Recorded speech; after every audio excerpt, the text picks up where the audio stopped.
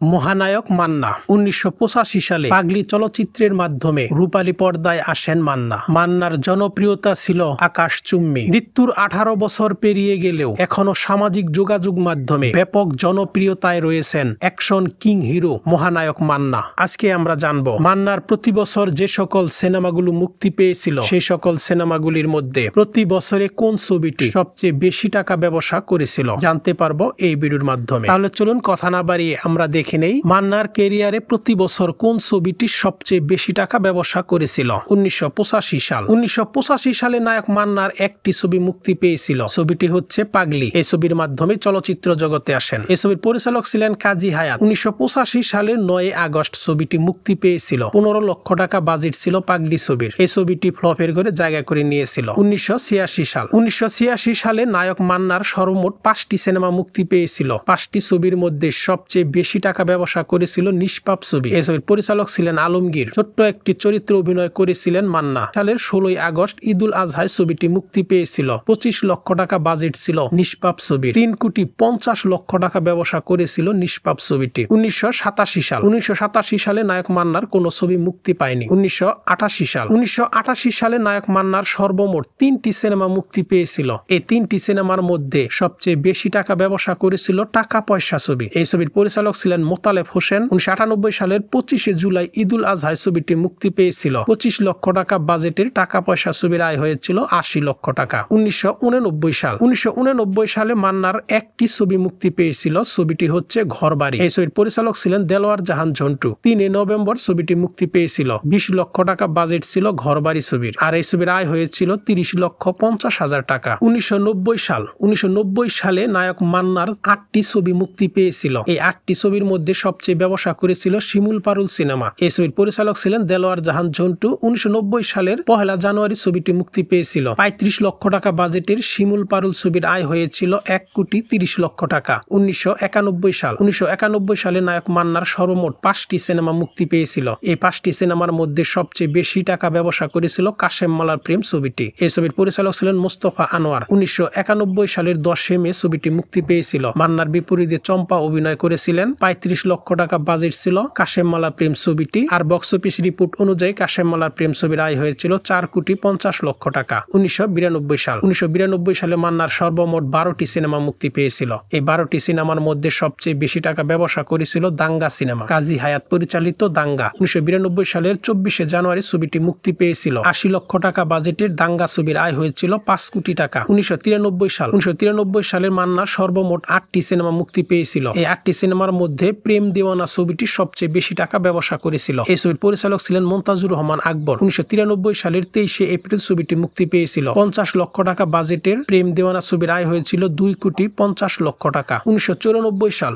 ১৯৯৪ সালের মান্নার সর্বমোট ৬টি সিনেমা মুক্তি পেয়েছিল। এই ৬টি সিনেমার মধ্যে সবচেয়ে বেশি টাকা ব্যবসা করেছিল সিপাহী ছবি। এই ছবির পরিচালক ছিলেন কাজী হায়াৎ। ১৯৯৪ সালের ১৪ জানুয়ারি ছবিটি মুক্তি পেয়েছিল। ৭০ লক্ষ টাকা বাজেটের সিপাহী ছবির আয় হয়েছিল ৫ কোটি টাকা। ১৯৯৫ সাল। ১৯৯৫ সালে নায়ক মান্নার সর্বমোট ৯টি সিনেমা মুক্তি পেয়েছিল। এই ৯টি সিনেমার মধ্যে সবচেয়ে বেশি টাকা ব্যবসা করেছিল বাবার আদেশ ছবি। এই ছবির পরিচালক ছিলেন মনতাজুর রহমান আকবর। ১৯৯৫ সালের ২০ জানুয়ারি ছবিটি মুক্তি পেয়েছিল। ৮০ লক্ষ টাকা বাজেটের বাবার আদেশ ছবির আয় হয়েছিল ৮০ লক্ষ টাকা। ১৯৯৬ সাল। ১৯৯৬ সালে নায়ক মান্নার সর্বমোট ৭টি সিনেমা মুক্তি পেয়েছিল। এই ৭টি সিনেমার মধ্যে সবচেয়ে বেশি টাকা ব্যবসা করেছিল বসিরা। এই ছবির পরিচালক ছিলেন মনতাজুর রহমান আকবর। ১৯৯৬ সালের ২৮ জুন ছবিটি মুক্তি পেয়েছিল। ৮০ লক্ষ টাকা বাজেটের বসিরা ছবির আয় হয়েছিল ২ কোটি টাকা। ১৯৯৭ সাল। ১৯৯৭ সালে নায়ক মান্নার সর্বমোট ১৪টি সিনেমা মুক্তি পেয়েছিল। এই ১৪টি সিনেমার মধ্যে সবচেয়ে বেশি টাকা ব্যবসা করেছিল লুটতরাজ ছবিটি। এই ছবির পরিচালক ছিলেন কাজী হায়াৎ। ১৯৯৭ সালে ৭ নভেম্বর ছবিটি মুক্তি পেয়েছিল।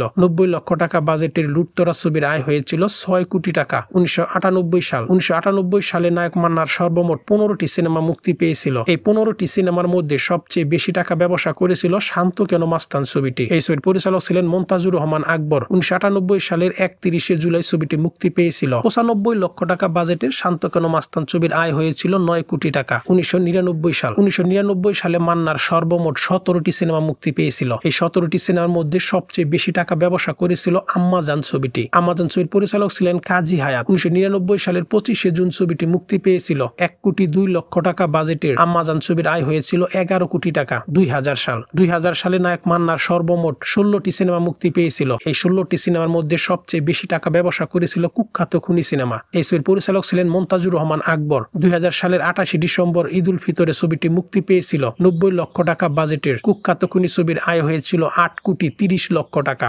2001 সালে নায়ক মান্নার সর্বমোট 14টি সিনেমা মুক্তি পেয়েছিল। এই 14টি সিনেমার মধ্যে সবচেয়ে বেশি টাকা ব্যবসা করেছিল সুলতান সিনেমা। এই ছবির পরিচালক ছিলেন এফআই মানিক। 2001 সালের 12 অক্টোবর ছবিটি মুক্তি পেয়েছিল। 1 কোটি 20 লক্ষ টাকা বাজেটের সুলতান ছবির আয় হয়েছিল 7 কোটি টাকা। 2002 সালে মান্নার সর্বমোট 20টি সিনেমা মুক্তি পেয়েছিল। এই 20টি সিনেমার মধ্যে সবচেয়ে বেশি টাকা ব্যবসা করেছিল স্বামী স্ত্রী যুদ্ধ সিনেমা। এফআই মানিক পরিচালিত স্বামী স্ত্রী যুদ্ধ। 2002 সালের 5 এপ্রিল ছবিটি মুক্তি পেয়েছিল। 1 কোটি 20 লক্ষ টাকা বাজেটের স্বামী স্ত্রী যুদ্ধ ছবির আয় হয়েছিল 6 কোটি টাকা। 2003 সালে মান্নার সর্বমোট 14টি সিনেমা মুক্তি পেয়েছিল। এই 14টি সিনেমার মধ্যে সবচেয়ে বেশি টাকা ব্যবসা করেছিল বাস্তব সিনেমা। এই ছবির পরিচালক ছিলেন বদিউল আলম খোকন। 2003 সালের 26 নভেম্বর ছবিটি মুক্তি পেয়েছিল। 1 কোটি টাকা বাজেটের বাস্তব ছবির আয় হয়েছিল 5 কোটি 50 লক্ষ টাকা। 2004 সালে নায়ক মান্নার সর্বমোট 13টি সিনেমা মুক্তি পেয়েছিল। এই 13টি সিনেমার মধ্যে সবচেয়ে বেশি টাকা ব্যবসা করেছিল মান্না ভাই ছবিটি। এই ছবির পরিচালক ছিলেন এফআই মানিক। 2004 সালের 15 নভেম্বর ঈদ উল ফিতরে ছবিটি মুক্তি পেয়েছিল। 1 কোটি টাকা বাজেটের মান্না ভাই ছবির আয় হয়েছিল 2 কোটি 50 লক্ষ টাকা। 2005 সালে নায়ক মান্নার সর্বমোট 8টি সিনেমা মুক্তি পেয়েছিল। এই 8টি সিনেমার মধ্যে সবচেয়ে বেশি টাকা ব্যবসা করেছিল আমি জেল থেকে বলছি ছবিটি। এই ছবির পরিচালক ছিলেন মালেক আফসারি। 2005 সালের 4 নভেম্বর ঈদ উল ফিতরে ছবিটি মুক্তি পেয়েছিল।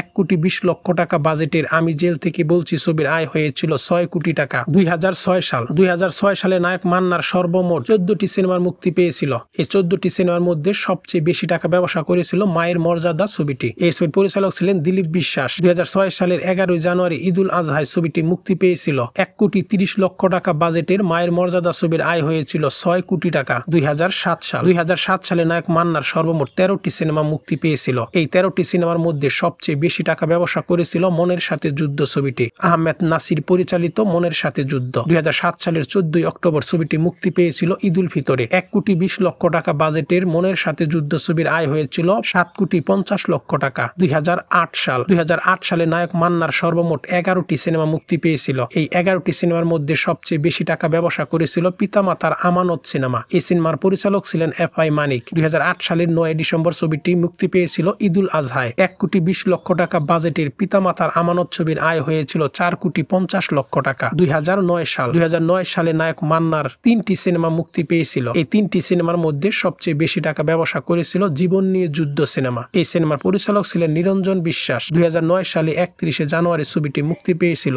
1 কোটি 20 লক্ষ টাকা বাজেটের এই ছবির আয় হয়েছিল 40 লক্ষ 50 হাজার টাকা। 2010 সালে নায়ক মান্নার 2টি ছবি মুক্তি পেয়েছিল। দরিয়াপাড়ে দৌলদি এবং মুগলে আজম। এই 2টি ছবি ফ্লপের ঘরে জায়গা করে নিয়েছিল। নায়ক মান্নার এখনো আরো একটি সিনেমা মুক্তির অপেক্ষায় রয়েছে, রকিবুল আলম রকিব পরিচালিত নষ্ট জীবন। সেটা কবে মুক্তি পাবে তা এখনো জানা যায়নি।